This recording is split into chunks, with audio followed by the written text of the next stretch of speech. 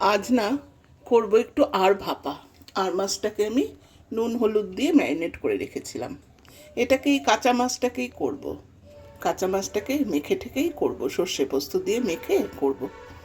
আর এই দিনে না ভালো লাগে না কিছুই খেতে, না রান্না করতে ভালো লাগে, না খেতে ভালো লাগে। তো এখন খেতে তো হবেই, পেট যখন আছে। আর ওর খাওয়ার জন্য রান্নাও করতে হবে, তাই না বলো? তো এই যে আজকে আর মাছ তো এনেছে, এটাকে আজকে আমি এইভাবেই করি। প্রত্যেক দিন তো মানে যখনই আনে তখনই তো হয় ওই কষা কষা মতন করি, না হয় রসা করি, এই তো। তো আজকে এই জন্য কাঁচা মাছটাই মেখে ঠেকে করি। চলো দেখাই তোমাদের আমি কি করে করছি। এখানে আমি সাদা সর্ষে আর পোস্ত কাঁচা লঙ্কা দিয়ে পেস্ট করে নিয়েছি। আর এখানে একটু কালো সর্ষে বেটে নিয়েছি। তো এই দুটোকে মিক্স করে এখন এই মাছটার ভিতরে মিক্স করে মাখি।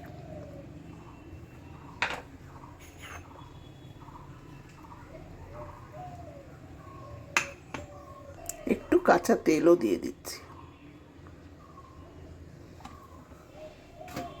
তেলটা অল্পই দিলাম, যেহেতু আমি কড়াইতে আগেই তেল দিয়েছি। আর সামান্য একটু এই হাফ চামচ মতন জিরে গুঁড়ো দিয়ে দিচ্ছি।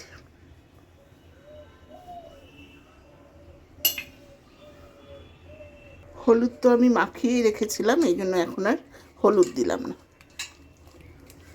এটাকে একবারে মেখে ঠেকে তেল তো গরম হয়েছে, এর ভেতরে সাজিয়ে দেব। কড়াইয়ের তেলটাকে একটু ঘুরিয়ে নিই, তাহলে না নইলে লেগে যেতে পারে। এবার মাছগুলোকে আস্তে আস্তে সাজিয়ে দিই।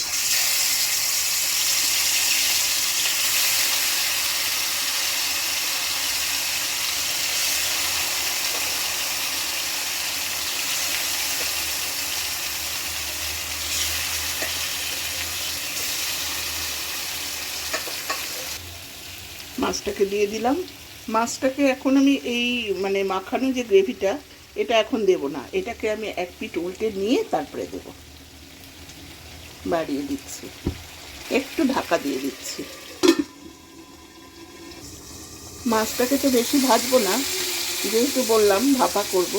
মাছটা খালি জাস্ট এপিট ওপিট করবো। তো আমি এখন উল্টে দিচ্ছি।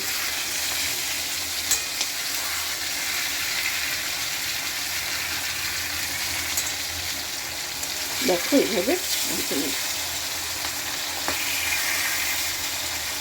মাছগুলো সব উল্টে দিলাম, এখন আমি এই গ্রেভিটা দিয়ে দিচ্ছি।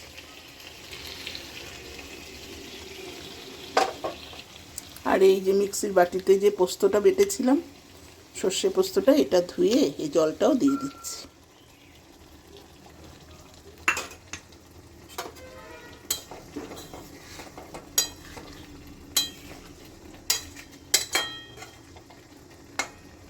আর এই বাটি ধোয়া জলটাও দিয়ে দিচ্ছি। খুব সিম্পল রান্নাই, কিন্তু দেখবে কত সিম্পল রান্না খুব সুন্দর হয় খেতে, তাই না? এটাও বোধহয় তার ভিতরে একটা। দেখো ঝামেলাও নেই কোনো। এখন তো শিলনোড়াতেও মশলা কেউ করে না, মিক্সিতে পেস্ট করে নিয়ে ব্যাস মেখে টেকে বসিয়ে দাও। আর তেলটাও না এতে কম লাগে, যেহেতু মাখা মানে ইয়ে করা ভাজা হচ্ছে না, তো তেলটা তো থেকেই যাচ্ছে। তো মাছটা এখন আমি ঢেকে দেব।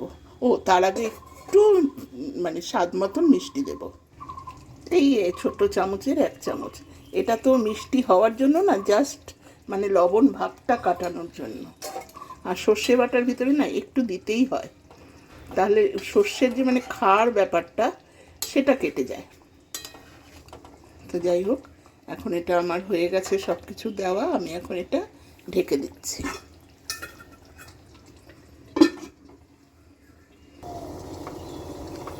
মিনিট 6 পর খুললাম।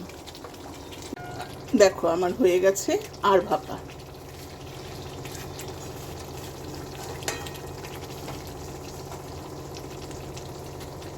এখন আমি আরেকটু কাঁচা তেল দিয়ে দিচ্ছি।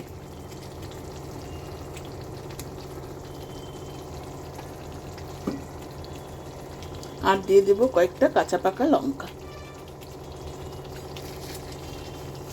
এটা শুধু দেখার সৌন্দর্য না, এই যে কাঁচা লঙ্কার গন্ধটা, এটাও কিন্তু অপূর্ব লাগে, তাই না? আর ওপর থেকে এখন একটু ধনেপাতা ছিটিয়ে দিচ্ছি। ব্যাস, কমপ্লিট আমার আর ভাপা। কেমন হয়েছে বন্ধুরা? কমেন্ট করে জানিও কিন্তু। প্লেটিং করে নিয়েছি, দেখতে কি সুন্দর হয়েছে না? Yummy yummy. এটা দিয়েই আজকে এক থালা ভাত খাওয়া হয়ে যাবে, কি বলো? আর সর্ষে বাটাটা না আমাদের ভীষণ প্রিয় তাছাড়া।